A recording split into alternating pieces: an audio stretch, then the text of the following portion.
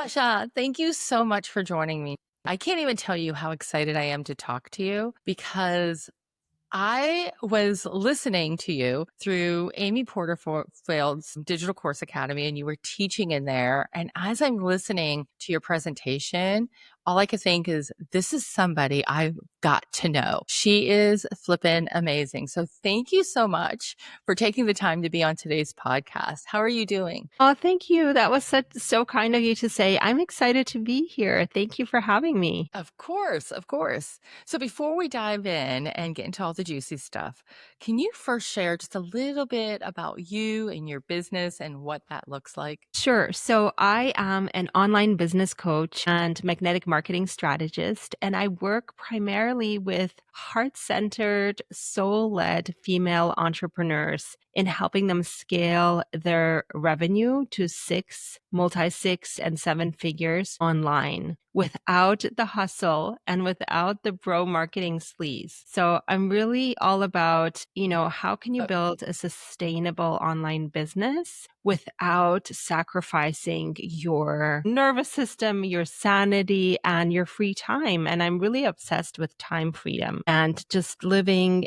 life, like having your life offline and not hustling online all the time. Girl, you are speaking my language because I hate the word hustle because it just sounds exhausting. Even when you say that word, it's like, oh my gosh, this feels exhausting. And I'm not even hustling. I'm just saying the word. So I love that you are sharing that. Do you find that a lot of people really are just in that hustle mode and they're just pouring everything into their business and not really enjoying it? Yeah, I think that we're socially conditioned to only feel worthy when we're productive. So we feel like unless I'm doing something, unless I'm sitting at my laptop and plowing through my to-do list, I am not worthy. And so what happens is that we fill up our time with what I call like death by paper cuts, all of this minutia stuff, creating constant content, right? It's a full-time job and you can do that all day long, all night long, and still not actually generate revenue, right? But you don't have a business if you're not making money. You don't have a business if you're not making sales. And so what I really try to do is let's cut away the fluff, the stuff that's not actually moving the needle. That's not the money making activities. Because if you're a solopreneur,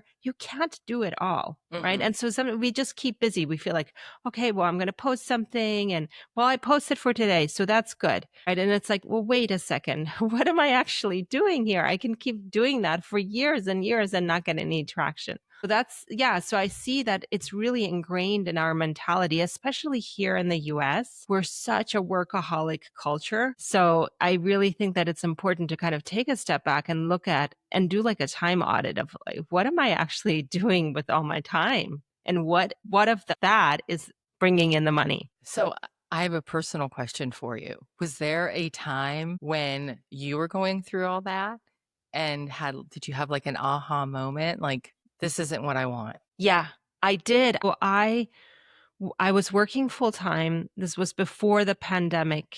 I was working full time and I had my side hustle. I was trying to start my online business on the side.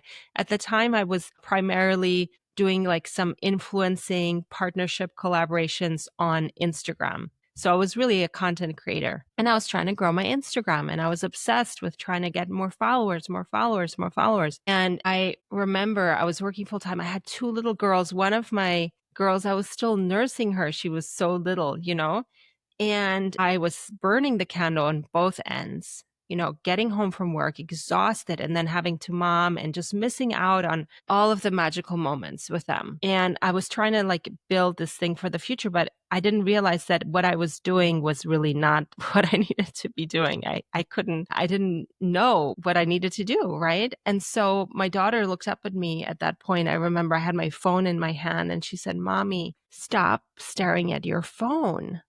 And I realized she's there, like my little toddler's right in front of me. And I was staring at my phone and not at her. And it broke my heart. And that was it. I was like, that's it. We're done here. So that was really a pivotal moment for me. Wow. Wow. It's incredible how kids do that. Yeah. They demand presence. So my daughters are now I 9 can and 11. absolutely relate to that because it was that's how old they are right now. Yeah, they're 9 and 11, and they love that I have a business. They're super supportive, and I get to be present with them. I only work part-time when they're in school, and they love that I'm an entrepreneur, and they're really excited about it.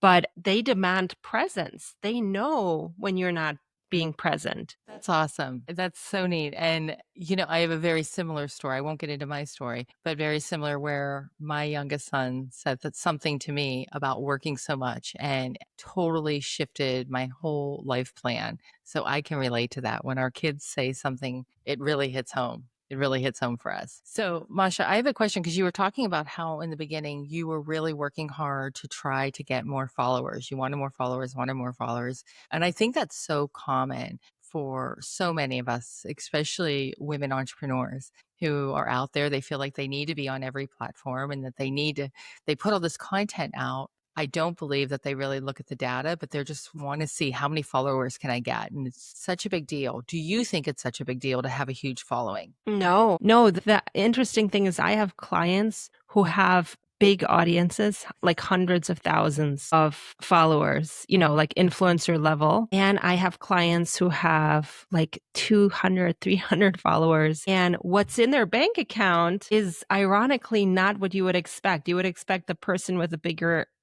audience automatically is making more money. And that's not the case at all. So I have people having very successful six-figure, multi-six-figure, seven-figure businesses with very small audiences. And conversely, I have people reaching out to me who have huge audiences and they're not making money with it. Nothing, like not a sustainable income. That's interesting. And I'm so glad you share that because I think people need to hear that because I really believe that they associate a big following with a big bank account. And that's not necessarily the case. But let's say that you do have a small following right now. How can you really capitalize on that organically? Let's talk organically because we know we could do paid ads and things like that. But how can you grow your business with a small audience? Yeah. And I mean, that's what I really specialize in, like organic growth, because that's the reality, right? And the fact is, the number one thing is having an offer, having a signature offer, an irresistible offer that sells. And when you have an irresistible offer, you don't need a big audience. And I have, clients who literally like started selling their offer before they even had an email list. They didn't even have an email list and had like $20,000, weeks selling an offer and just realizing like, oh, I just wasn't telling people about my offer. I literally was just not selling my offer. So getting to the sale first, like figuring out what is your offer. And you don't need to have more than one offer. Like I have a multi six-figure business now, and I have two primary offers, right? My group coaching program and my one-on-one package. And that's it. Like it's all about simplicity and having a streamlined funnel. What does that funnel look like? Because I know we hear funnel all the time, but explain that to somebody who's never done this before. There's a small audience and listening, going, okay, but what does a funnel look like? So a funnel can be as simple as like I just shared this episode on my podcast Money Magnet Mama, where my client Brittany, she has one offer, which is a group program. That's her signature offer. Her audience is a small audience on Instagram. She has about between 2,000 and 3,000 followers on Instagram. And her funnel is her showing up on Instagram and then connecting with people and inviting them into her offer, like inviting them into her program. So she just made over $500,000 in the last year with this offer. And she does not even have a sales page. So that's a funnel. It's just basically, it sounds so intimidating, but Oh my gosh.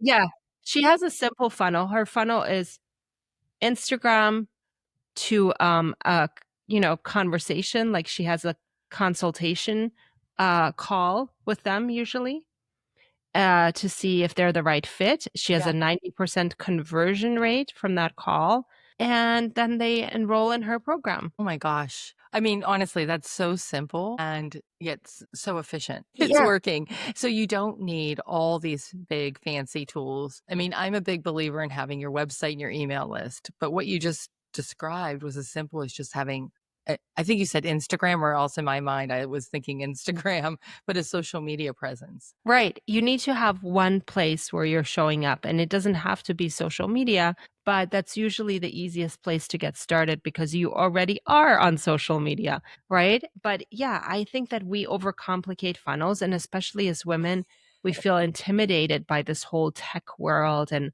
all the bro marketers and all the, I don't know, Alex Hermosis and Rock Johnsons out there who are like, you got to post 4 times a day and roll out of bed at 6 a.m. and start posting. And like all of this stuff that you're like, oh my God, how am I going to actually be a mother or have a life and do that? That's impossible.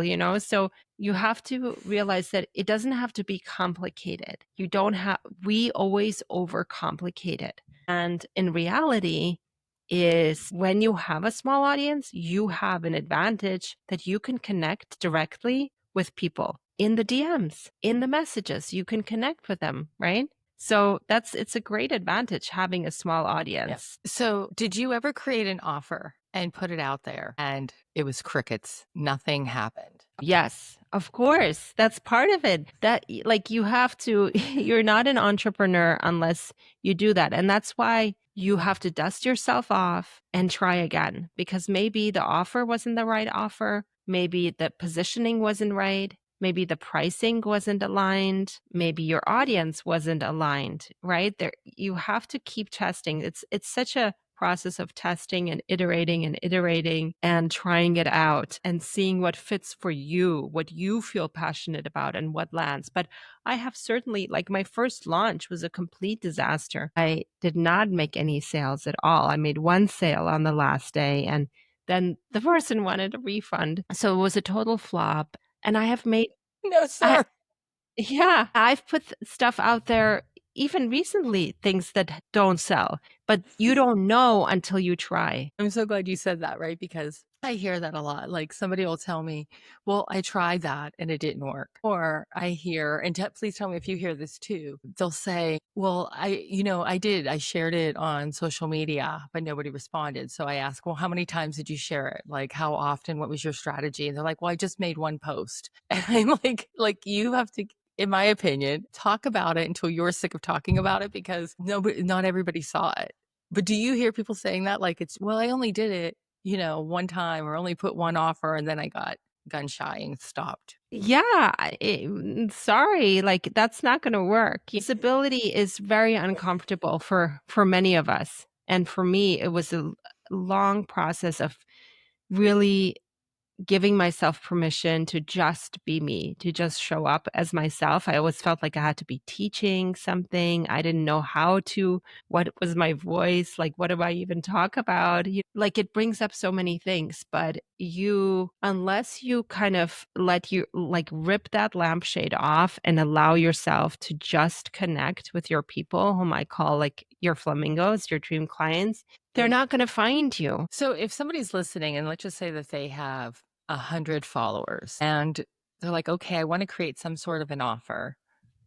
How do they know what type of offer to create? I think the easiest offer, like I love doing quick cash injection offers. The easiest offer to create is always a one-on-one offer. Something that you don't have to do it. You don't have to create the course. You are the course, right? It's some kind of one-on-one support, whether it's a VIP day, whether it's a done with you offer or a done for you offer. It's something that leverages your number one asset, which is your time. And that's the easiest thing to put together. You don't even need a sales page for it. You just need a simple checkout page, a way for people to pay you. Then, and that's what I would do, just literally start putting it out there and then see how people respond to it when you actually tell them about the offer. That's so interesting because when I think of offers, I always think of a freebie, a checklist, a course, something like that. I've never thought of it as a one-on-one offer.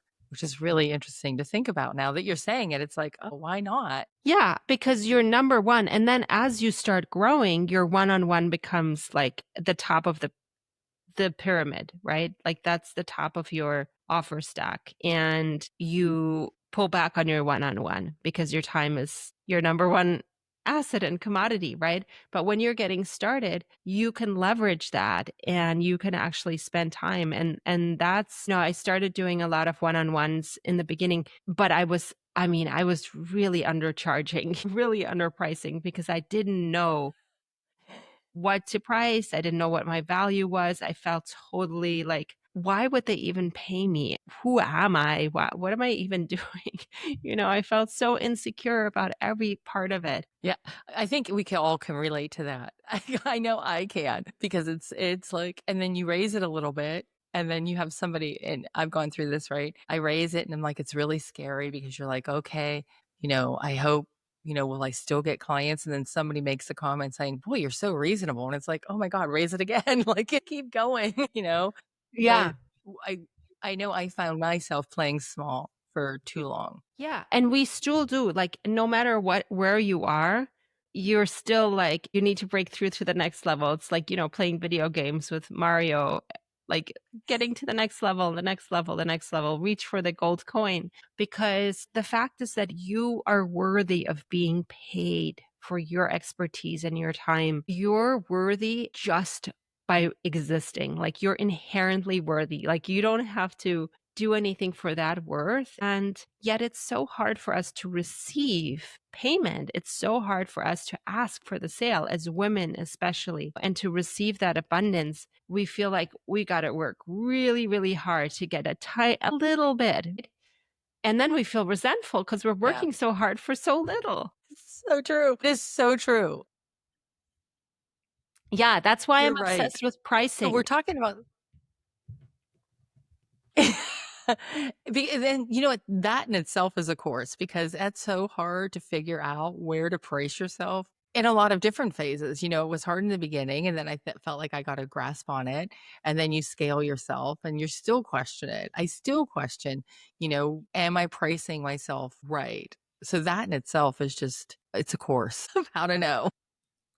Yeah. Yeah, it is, there's so much that goes into it. I find pricing, that's why I also call myself a pricing strategist because I find it so fascinating, the psychology of pricing and how it has really the most important component to it is energetic. And that's like, what? Why is it, what does it have to do with energy? Like, shouldn't it just be about what the deliverable is? And it's like, it really has to do with like, how confident do you feel in your pricing? Because if you don't feel confident and you price your offer at something and your audience can sniff it out, they can tell that you don't feel confident about it and you're not going to sell because, Yeah, you're right. you have to feel really confident about it and have that faith and that unshakable belief that like, oh, I can help you. Like I can change your life. Yeah. Sometimes we're our biggest obstacle. It's what I'm hearing you say. Yes, we always. So I have a question because we're talking about saving time, right? And doing less with the most results. Do you use ChatGPT at all, or AI, any type of AI? Yes, I love AI. Initially, I was so intimidated by it. And I was like, please just go away. I don't want to learn a new thing. I thought it was just a fad. And then I realized the potential, like the revolution that's happening and the potential, especially for women, is mind blowing. I've been really studying like a lot of AI and going really deep. And I created like my own custom GBTs now. And I have a whole content repurposing magic workflow that like takes one piece of content and then repurposes it into different formats in your voice, because that's the key. Like, how do you get ChatGPT or whatever AI tool you use to actually create content in your voice so it doesn't sound like AI? And that is something that I'm like super passionate about. So you created your own GPT to do that? Yes, yeah. So the GBT that I created is called Magnetic Message Coach, and it walks you through my 5-part I am statement framework, and you get a full magnetic messaging suite. So you get a short I am statement, a full I am statement, and a 60-minute elevator pitch. And it just allows you to define yourself so that you stop waffling. Like when people are like, so what do you do? Like, who do you help? You're like, I don't know, like you're always having like an identity crisis. Like, what am I? Who do I help? What do I do? I don't know. It's kind of like your hair. You're never happy with it, So this is what that GBT does. And then when you have that statement, I have like a whole workflow that you can pop that statement into your ChatGPT settings, and you can use that I have like 2 prompt generators that allow you to create this workflow. So I can give you the link to that. That's all Gosh. free. Can you really? That would be amazing. Yeah. Perfect. Well, I'm going to put that. The link is in the show notes. So if you guys are listening, this is incredible because I agree with everything Masha's saying. That's the hardest part. I mean, I think everybody, I'm going to say most people have played around with ChatGPT or some sort of AI tool. But I agree with her where it's getting your voice is really, really hard. So, Masha, not only did you create something, but the fact that you're going to share it with all of us is incredible. So thank you so much. I can't wait to dig into that. Yeah, it's a fun little tool, and you're gonna feel like I'm coaching you through it. Perfect. Even better. So, one last question. For women who are listening right now and sitting at 200 followers and they don't have a budget to hire anybody to do anything for them, and you're sitting across from her having coffee, what would you tell her? I would tell her to go inward and connect with her soul's purpose so that she can really feel like, what am I meant to do? Is this what I'm meant to do? Like, I know that I'm meant to help women. I'm here to help amplify women's voices and help them make more money, have an impact, and just spread like this ripple wave across the world of women building their businesses and having successful businesses and being able to provide for their families and being able to pour that money into their communities. So you have to kind of, when you're clear on your purpose, everything starts from there because that's where like the unshakable belief and that faith comes from, knowing that you're doing this for that reason. That having a small audience is not, uh, something that should hold you back. I had one of my clients, like I was telling you earlier, in just over a year, she has made over $500,000 with a small organic audience and one offer without even a sales page. So she has about like 3,000 followers on Instagram, right? But she just consistently tells people about her offer and what she does.